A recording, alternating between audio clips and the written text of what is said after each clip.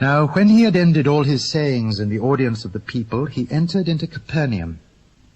And a certain centurion's servant, who was dear unto him, was sick and ready to die. And when he heard of Jesus, he sent unto him the elders of the Jews, beseeching him that he would come and heal his servant. And when they came to Jesus, they besought him instantly, saying, That he was worthy for whom he should do this. For he loveth our nation, and he hath built us a synagogue. Then Jesus went with them. And when he was now not far from the house, the centurion sent friends to him, saying unto him, Lord, trouble not thyself, for I am not worthy that thou shouldest enter under my roof. Wherefore neither thought I myself worthy to come unto thee. But say in a word, and my servant shall be healed. For I also am a man set under authority, having under me soldiers. And I say unto one, Go, and he goeth, and unto another, Come, and he cometh. And to my servant, Do this, and he doeth it. When Jesus heard these things, he marveled at him, and turned him about, and said unto the people that followed him, I say unto you, I have not found so great faith, no, not in Israel. And they that were sent, returning to the house, found the servant whole that had been sick. And it came to pass the day after, that he went into a city called Nain. Many of his disciples went with him, and much people. Now when he came nigh to the gate of the city, behold, there was a dead man carried out, the only son of his mother, and she was a widow. And much people of the city was with her. And when the Lord saw her, he had compassion on her, and said unto her, Weep not. And he came and touched the bier. And they that bare him stood still. And he said, Young man, I say unto thee, arise. And he that was dead sat up, and began to speak. And he delivered him to his mother. And there came a fear on all. They glorified God, saying, A great prophet is risen up among us, and God hath visited his people. And this rumor of him went forth throughout all Judea, and throughout all the region round about. And the disciples of John showed him of all these things. And John, calling unto him 2 of his disciples, sent them to Jesus, saying, Art thou he that should come, or look we for another? When the men were come unto him, they said, John Baptist hath sent us unto thee. Art thou he that should come, or look we for another?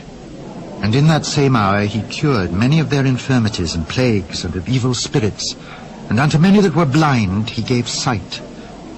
Then Jesus answering said unto them, Go your way, and tell John what things ye have seen and heard.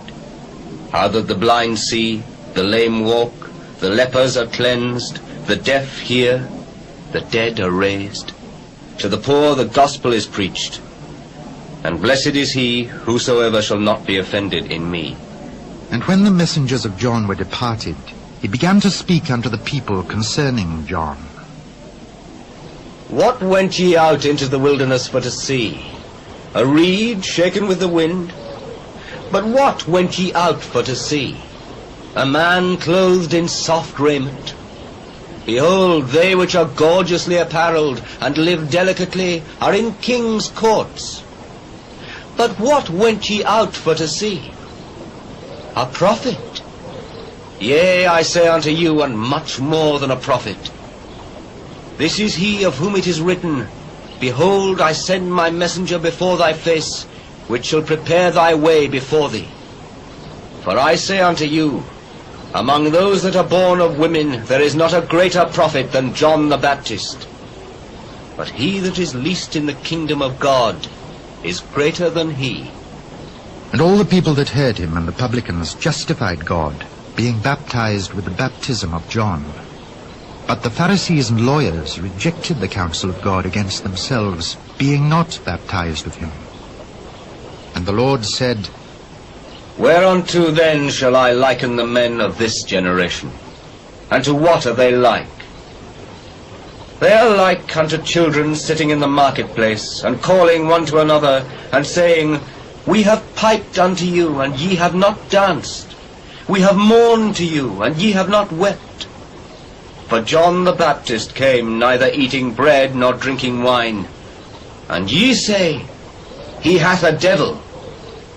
The Son of Man is come, eating and drinking, and ye say, Behold a gluttonous man, and a winebibber, a friend of publicans and sinners. But wisdom is justified of all her children. And one of the Pharisees desired him that he would eat with him. And he went into the Pharisee's house, and sat down to meat.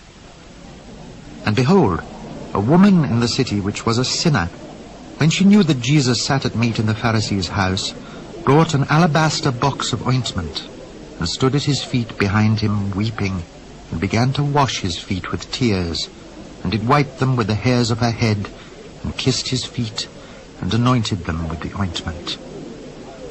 Now when the Pharisee which had bidden him saw it, he spake within himself, saying, This man, if he were a prophet, would have known who and what manner of woman this is that toucheth him, for she is a sinner.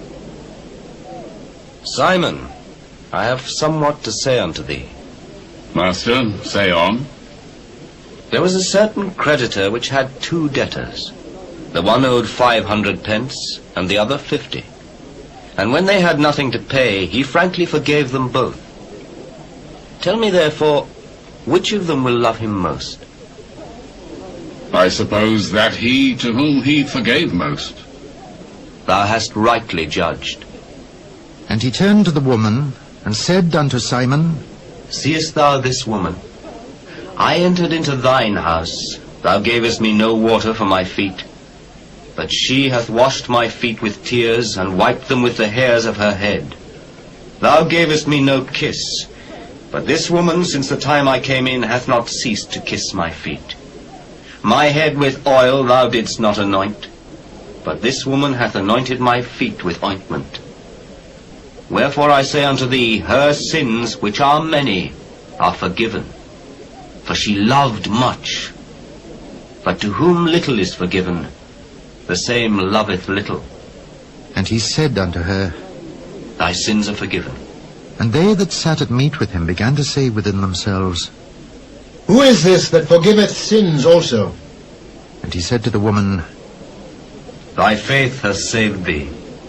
Go in peace.